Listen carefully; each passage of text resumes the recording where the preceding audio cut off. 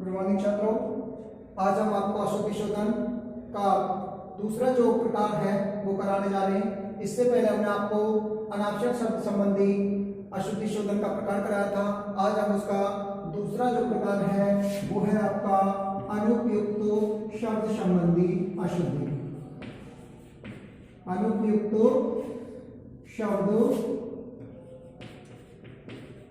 संबंधी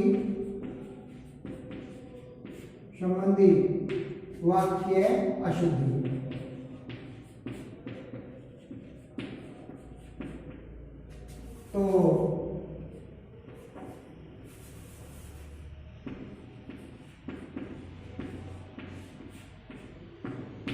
तो अनुपयुक्त यानी कि ये बना है आपका शब्द से अनुधर्मी उपयुक्त।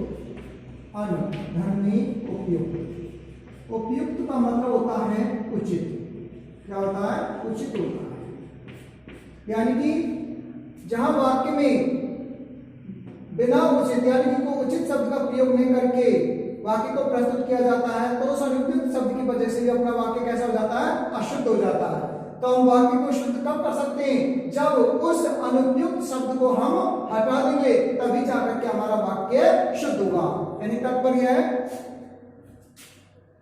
जब वाक्य में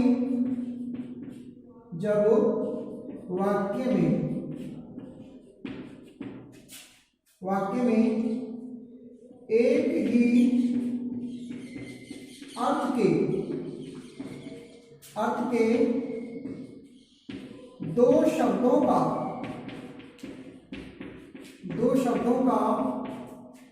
प्रयोग किया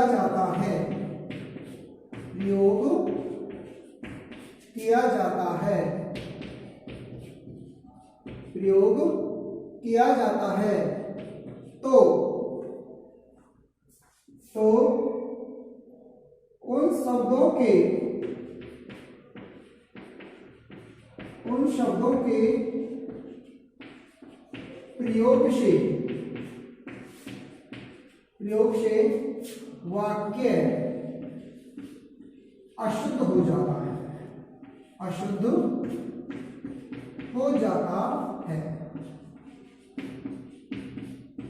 जाता है। अतः किसी एक शब्द को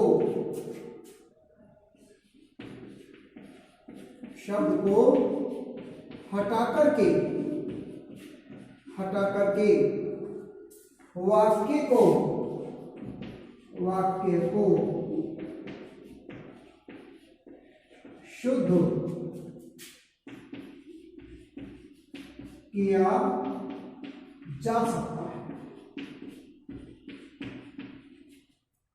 कहने का तात्पर्य है कि इस प्रकार के जो वाक्य होते हैं उसमें क्या होता है कि दो शब्दों को रख दिया जाता है और दोनों शब्दों का जो अर्थ है वो एक ही होता है, तो उससे वाक्य हमारा शुद्ध होगा। तो उन दोनों शब्दों में से किसी एक शब्द को यदि हम हटा देंगे तो हमारा वाक्य है वो शुद्ध हो सकता है।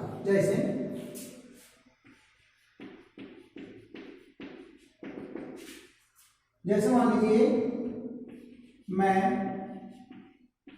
प्रातः काल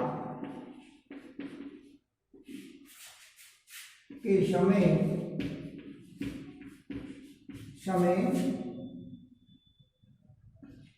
व्यायाम करता हूं।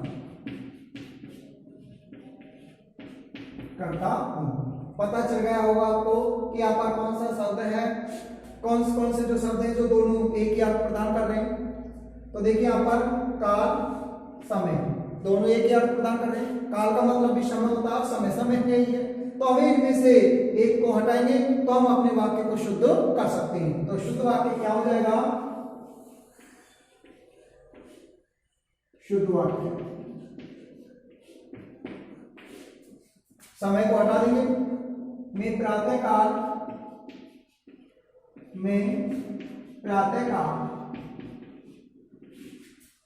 व्यायाम करता हूं। और भी एक वाक्य, मुझे मात्र केवल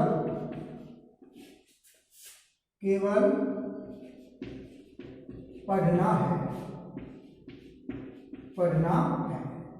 तो यहाँ पर दो शब्द हैं, कौन कौन से, मात्र और केवल। दोनों का अर्थ एक ही होता है, केवल है ये, मात्र का मतलब भी केवल होता है। तो इसमें से हम किसी एक शब्द को हटा सकते हैं और वाक्य को हम उन्हें शुद्ध कर सकते हैं। तो शुद्ध वाक्य क्या हो जाएगा इसका, मुझे, चाहे मात्र हटाओ या केवल हटाओ, केवल पढ़ना है। ये अपना शुद्ध वाक्य हो गया। तो इसी प्रकार के यानी कि दो अर्थ प्रदान करने वाले, यानी सॉरी एक अर्थ प्रदान करने वाले दो शब्दों का प्रयोग होता है, तो वहां पर आपके अनुपयुक्त शब्द संबंधी वाक्य शुद्ध होती है। तो उनमें से किसी एक शब्द को हटाओ और हम वाक्य को पुनः शुद्ध कर सकते हैं। लेकिन आप ऐसा मत समझना कि अगर इस प्रकार का वाक्य दे दे और आपसे पूछे कि इसमें किस प्रकार की अशुद्धि है, ऐसा प्रश्न नहीं किया जाएगा। केवल आपके लिए अशुद्ध वाक्य दिया जाएगा और उसको आपको शुद्ध करना है, आपसे उसका कोई प्रकार नहीं पूछा जाएगा। तो तीसरा और इसका भेद कराते हैं।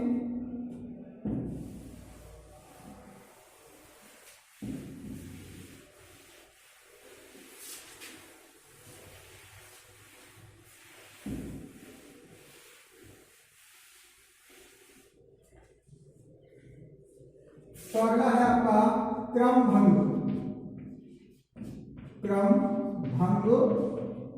शब्द संबंधी वाक्य अशुद्धि।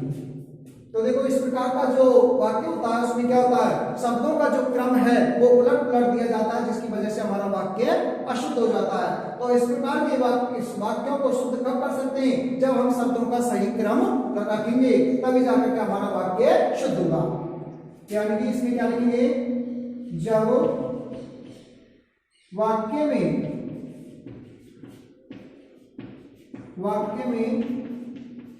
शब्दों का क्रम उलट पलट दिया जाता है तो उससे वाक्य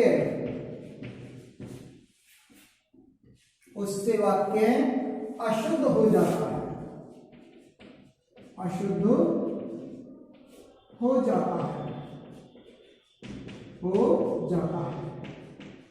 यदि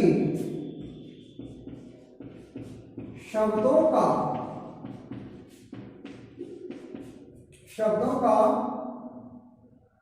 क्रम सही कर दिया जाए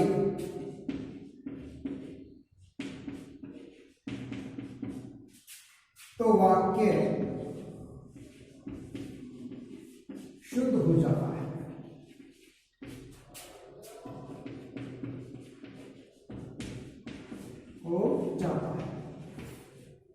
जैसे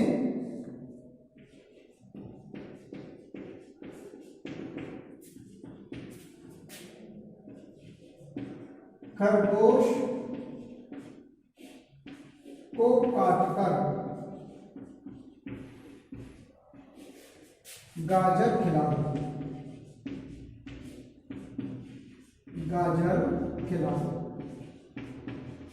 अब इसमें वाक्य में शब्दों का जो क्रम है वो सही स्थान पर देंगे, तो हम किस तरह से इसको शुद्ध कर सकते हैं। देखो खरगोश को यदि हम काट देंगे तो गाजर किसको खिलाएंगे, हमें काटनी क्या है, गाजर काटनी है। तो सबसे पहले देखो कर्ता लाओ, उसके बाद में कर्म लाओ, फिर उसकी क्रिया रखो। तो इसमें शुद्ध वाक्य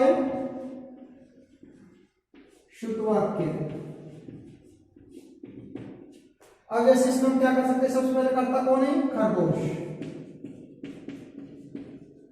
खरगोश को। अब हम क्या देखेंगे, उसका कर्म क्या है इसमें, गाजर। खरगोश को गाजर। अब क्या ले जाएंगे हम, क्रिया, काटकर खरगोश को गाजर काटकर, दूसरा विशेषण क्रियापद दिया है खिला दो, खिला दो। अब हमारा वाक्य सही है, क्योंकि जो वाक्यों का जो क्रम है वो क्या रहता है, सबसे पहले कर्ता, उसके बाद में कर्म और फिर अपनी क्रिया रखी जाती है। अब ये हमारा वाक्य वो बिल्कुल सही है। चाहे तो हम इसको इस तरह से कर सकते हैं, गाजर को काट यानी कि गाजर काटकर खरगोश को खिला दो, ऐसे भी हम अपने वाक्य को शुद्ध कर सकते हैं। एक और उदाहरण,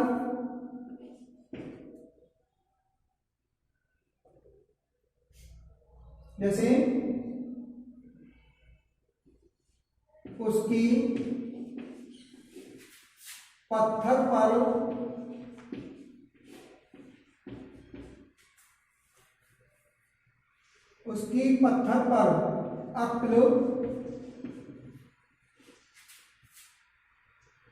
अक्ल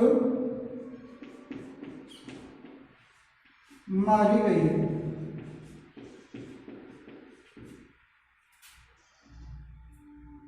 सॉरी,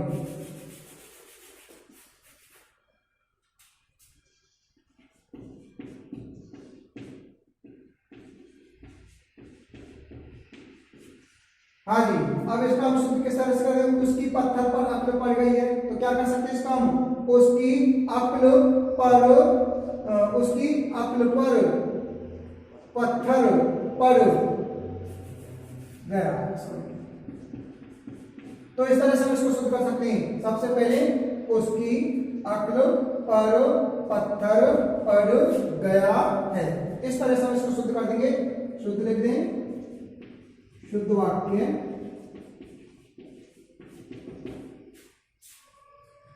उसकी अक्ल पर पत्थर